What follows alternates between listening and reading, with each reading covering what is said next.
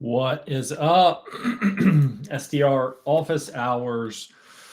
We're live talking about listing optimization and how to get more bookings, make more money, get better reviews, all that. Let me stand up. This is going to be a good one. I got a great couple examples I'm going to share with you guys. If you're a short-term rental host and wanting to get more bookings, luckily we just came out of slow season, so shouldn't really be an issue now. All the metrics are trending up in most markets, but we're gonna essentially be showing you how to get more bookings heading into peak season. So appreciate everybody rocking with me today. Drop your comments if you have any specific questions as I'm going through this. So just kind of a reminder, with the office hours, it's more of like a weekly training Friday at 1 o'clock.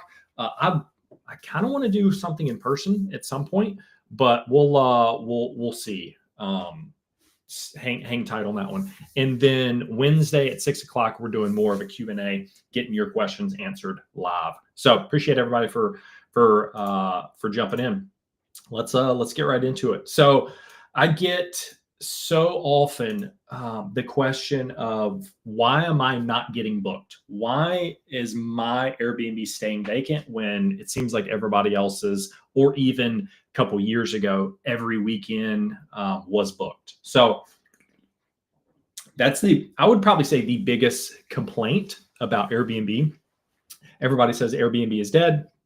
The normal 2021 Airbnb, where you could just throw up anything and not care about furnishing or design, yes, those are dead. And the bar continues to get raised. I'm going to teach you today with how to continue to raise those things, and a couple easy, like low-hanging fruits to get bookings like immediately. If you've been following me on Instagram, we took a listing that hadn't been booked in 6 months, and we got 4 reservations in like 4 days, and they're probably going to finish March at like 60% occupancy, which is ridiculous, but it's not that difficult. And I'm going to dumb it down and show you exactly some tactics today and strategies for you that you can actually go ahead and rock with it today. All right. So the first one, let me share my screen for some visuals. Hopefully everybody can see this. So this is just this is one of our listings in South Charlotte that just crushes. But having a sweet hero photo. So a hero photo is just the top photo that you like, the first one that everybody sees. So this one right here is our hero photo. This exterior one. It is a super secluded property out kind of in the middle of nowhere, but right across the street from like everything you need. It's a really unique photo. This one, if I had to do it again, I would probably get like a drone photo. This property's been listed for, I don't know, maybe 3 years with us, something like that. So a ton of history, ton of reviews, and it stays booked. I'd probably say this one's like 90% occupied. It's a unique spot near South Park, if anybody's listening from here. So I would, doing it again, I would probably get like a drone shot of how secluded it is, but also have one that has like, okay, this part of town is right next door, which makes it super unique. So this one being the like number one hero photo, this is probably the most important thing. I've seen a lot of other hosts and gurus like saying to shuffle them around. We do that on occasion, but typically I like the exterior photo, maybe some drone footage. Another good one. Let me actually. This is another fairly good one that I like. This first one right here. This is a lakefront property with a ton of amenities, game rooms. We flip-flop between like this overlooking one or the picture of the house, which, I mean, this house is a beast. It's a monster. But that right there, once again, just kind of like, whoa, that thing is sweet. So having the hero photo, let me see if I can grab another couple ones that I really like. Let me see if there's one that would be a really, really good example.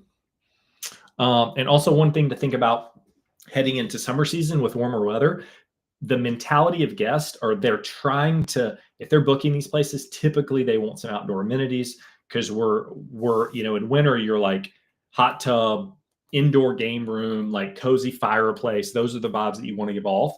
But in summer season, you're like, okay, outdoor pool, fire pit, pickleball courts, like anything to do outdoor. We're actually switching majority of our hero photos from those like indoor amenities, like winter amenities, to those outdoor amenities. So definitely something to think about as we kind of get into to peak season. Let's see. Now, if you don't have any of these outdoor amenities, that's obviously a very common thing. If you don't have them, just do like the living room. Like this one right here. Let me kind of share this one. So this one right here, there is some outdoor amenities with this place. But the indoor it's a higher end place in a great part of town. We flip flop between these two photos, just to kind of give you an idea. Even this kitchen photo is really nice. We do have some outdoor amenities, but this one is more. We've just seen better traction with these, with the ones. This living room photo right here. It's just like wide. It's open. You got a huge TV here. Over to the left, there's another huge couch. It's just a really good area to entertain. You can actually see it from this angle, but the other angle is a little bit better. That one actually would probably do pretty well as. And then this kitchen's also a beast. So new, updated, overlooks the dining room over here to the right. Living room's over there. Nice fridge. So those are. Obviously the property needs to be nice, but picking that like one hero photo is really important. There is some outdoor amenities here. Let me see if I can find them real quick. Are they tagged? Yeah, I think there's a fire pit. Yeah, a little small fire pit. We have some like cornhole dartboards over here. But this doesn't photograph that well like the indoor does. So we split tested these for months, and it turns out the indoor amenities actually did perform a little bit better. So that is the most important thing. I was on a consulting call last night with a guy that was not getting booked. It was somewhere in New York, I believe, Syracuse actually, but the first thing that I noticed was like, oh, this hero photo, it was a picture of a bedroom, which was a really cool bedroom, but the photo of the living room had like these huge open windows, a ton of natural light. Like it just made me stop and be like, that one, that's it. Like overlook the kitchen. The place was sick.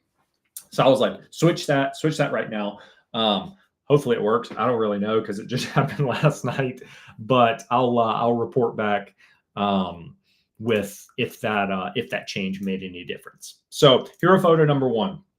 Number two tip is to make sure, man, I feel like I've been preaching about this a lot, but hopefully somebody has never heard me talk about this, but pricing, making sure your pricing is in line, and specifically like your cleaning, your fees, your additional fees. So like cleaning fee, pet fee, any management fee, any linen fee, like resort fee, all these like fee crazy things, making sure those are in line with what other people are doing. And I'll show you exactly how to find that out. Let me share my screen again. So this right here, if you never heard me talk about it, Price Labs is a dynamic pricing software. Completely worth it. Completely worth the investment. But within here, it takes a little work to get everything set up and picking your comps. But if you go down here, scroll all the way down to the very bottom, there's a ton of data in here. But the cleaning fees, this is where you can actually get a peek behind what other people are doing. You can do it manually and just, kind of creep on all of your competitors and see what their cleaning fee is. But this just summarizes it into one graph. So what I like about this is it shows what percentage of listing, what their cleaning fee is, and then of those listings, how many reservations were booked under those reservations. So this right here, this is the last 30 days. So obviously this changes. But I can see the two biggest graphs here is for the listings that got booked. So 22% of bookings booked it on these with a $134 cleaning fee to a $150 cleaning fee. The other big chunk is here. This is about 20% of the bookings happened on properties that had a $185 cleaning fee to $201 cleaning fee. Honestly, this property has a cleaning fee of like $225. But if you kind of go into here, if you get to this, you can tell we're on the kind of upper end of this range. Now there is a decent amount that have, 270 plus cleaning fee here, but it's only 10% of the listings and only 15% of the bookings came in. So most of our properties, and this one right here, I individually own. So I want to be competitive. I would rather get a booking and lose $20 on a cleaning fee versus not getting the booking whatsoever and being, $300 cleaning fee or $250 or whatever, and just being astronomically high on that cleaning fee. Guest hate fees, obviously, as you guys probably know, but I would probably get somewhere in here. I think this property, I think the cleaning fee is like $225. I think we charge maybe like $200, $210, somewhere in here. Just kind of like eyeballing it, try to get into the most competitive sets.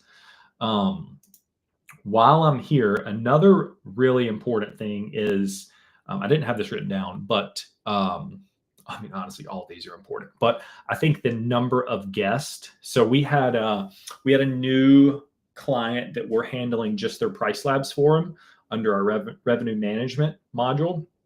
But we had a client come in and say, hey, I'm not getting booked. I don't really know what's going on. Can you help us get booked? Help us make more money. We're like, okay, great. One of the first things that we found was this property. This is not a good graph, but this property was only hosting 4 guests. It was a 3-bedroom, and he had the listing set up to only host 4 guests. I don't know how long it's been like that, but I came in here and looked at this graph right here, and it was like 40-50% of the reservations that were coming in were like 6+ guest reservations. So I was like, no wonder, like, you only allow 4 people in the listing, but 50% of the bookings happen at properties that have 6 guests. So it was a no-brainer. He was able to up it from 4 guests to 8 guests. It turns out it was a mistake. He just had no idea that it was like that. And then we started that property started to pick up even in the last couple of weeks. I think it was maybe 2 or 3 weeks ago we found that. But all these little things could be hindering you from the guests just skipping over your property, or you not even showing up whenever they're looking for your property and booking your place. So that is a really, really big one. A really, honestly, an easy one. A market like setting up price labs, you can have it done in 30 minutes, pretty easy. Obviously, if you want to like hire us to do it, we will take care of that for you. But making sure you're in line with what the market is doing. Another example is the nightly rate. Like if you're priced at, say, $300 and everybody else is getting booked at $200, chances are most of the guests, unless you offer something super, super unique at the $300 range, most guests are going to go with a more competitive pricing. Now, if the $200 a night people don't have a pool and hot tub, and you do have a pool and hot tub, completely different story. That warrants that upcharge there. So definitely make sure you're comparing apples to apples. Another thing related to pricing that'll help you get more booked is pets. One, do you allow pets? And then what do you charge for your pet fee? A crazy stat that I heard a couple years ago was like 33% of travelers, a third of travelers travel with pets, which is just absurd. I didn't believe it to begin with, but a third of guests travel with pets. So making sure you approve pets and have your listing set up to accept pets is you just automatically pertain to 33% more audience. The consulting call that I had last night, he thought he had pets set up, but it turns out the listing did not have pets set up. So immediately it was like, okay, we looked at the comp set and what everybody else was doing. It was like maybe 70% of all the other properties in his area were allowing pets. So you're kind of forced to compete, right? So we had turned pets on, which he was cool with, not a big deal. But the next question was, okay, how much do I charge for pets? Unfortunately, you have to go one by one into the comp set. I'll share again. You can do this in Price Labs. You can do it in Airbnb as well. So and I'll kind of fly through here just for training purposes. You can toggle on pets allowed. And then you can scroll over. So a 1 is like, yes, pets allowed. I don't know if you'll see that, but you can go here and like actually pull up the listing. So this person allows pets. We just don't know what the price is yet. So 2 nights, $718. So this one is one of the lower ones in the clean EV, like I mentioned earlier. But let's see, 718. I'm gonna have to do math on the fly, which I'm not good with.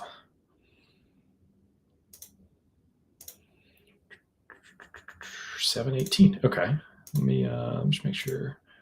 So this person does, it looks like, does not charge for pets.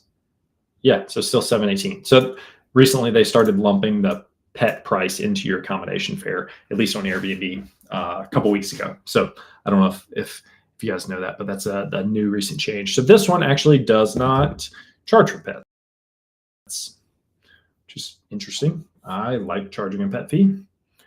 All right, let's see what this one does.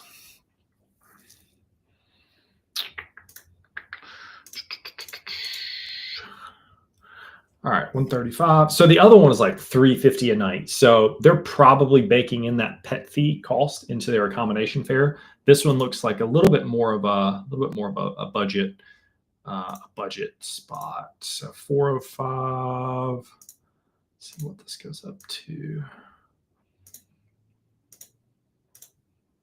So this one doesn't either. Interesting.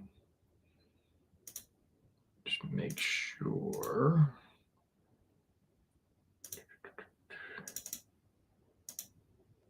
Yeah, no pet fee there either. Okay, interesting. Let's see if we can find pet fee.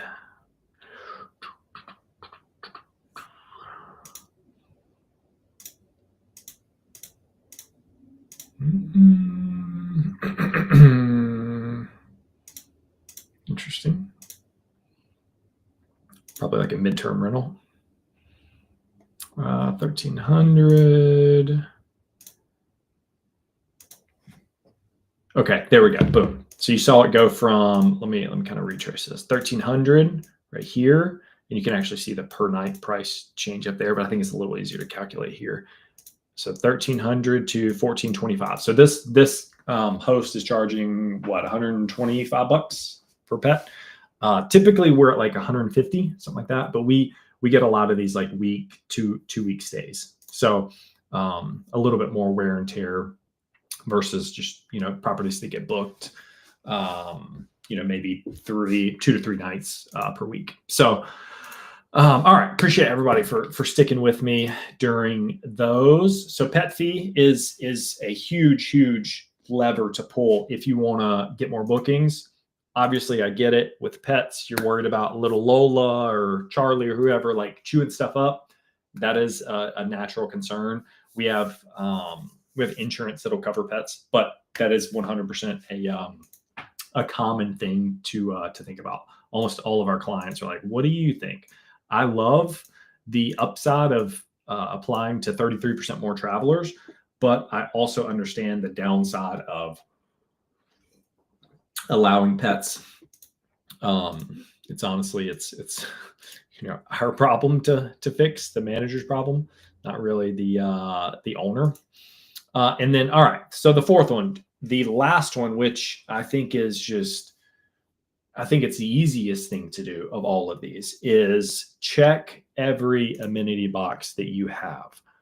It sounds so rudimental, but adding the amenity box is just, it's so easy and so important to do. What I mean by amenity box, let me, I'll kind of share, let me find a good example. All right, so here on the listing, once again, I'm flying around on you, I apologize, but every single amenity box, and then on here, you can see how many amenities are checked. Usually I'm like 50 to 70 is usually most places. If you've got like 20 to 30, you're probably missing a couple of the amenities that are just easy to get, like wine glasses, that's a Ethernet connection, private entrance, private living room, reading materials. Like if you have one book, you can check that one. I've seen some of those, like adding mosquito nets just to check that amenity box. It is a good strategy. Actually, our onboarding specialist recommended that, Kellen.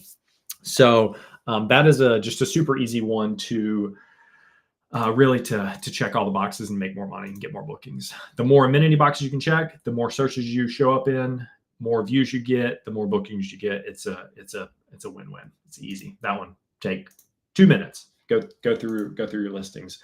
All right, that wraps up office hours. Appreciate everybody for watching. If you're watching on the replay, thank you as well. Let's crush it this weekend.